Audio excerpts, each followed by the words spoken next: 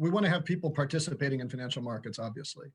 We also want to make sure that the things that social media companies have really mastered to drive engagement and get you to spend as much time on sites playing Candy Crush or Sims or on going down YouTube rabbit holes are not also used to cause you to gamble away your wealth.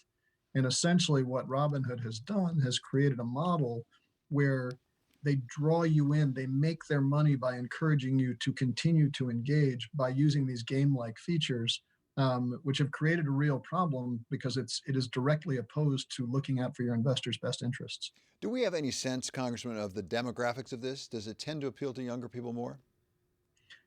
So I don't know. I think we certainly would suspect as much. And, you can see like who got involved in GameStop. They certainly seem to skew younger. I think what we know with a fair amount of certainty, Robinhood makes their money not by charging commissions, but as a percentage of the spread that the market makers they sell to earn. As a percentage of the spread. That's a really important point because their economic incentives are to bring in the most unsophisticated, least informed money and sell them to the most sophisticated people because that's where their revenue model works.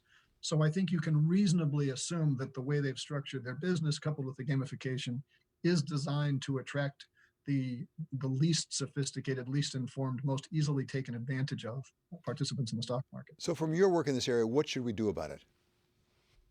So I just introduced and we passed out of committee the Trading is Not a Game Act, which essentially directs the GAO to commence a study to look at both the positives and negatives, but really to understand to what degree are we using psychological nudges to drive behavior, to what degree is this running afoul of best interest obligations, and let's make sure that we come up with this and then put rules together, because we do in most other parts of our financial sector make sure that broker dealers have an obligation to look out for best interests.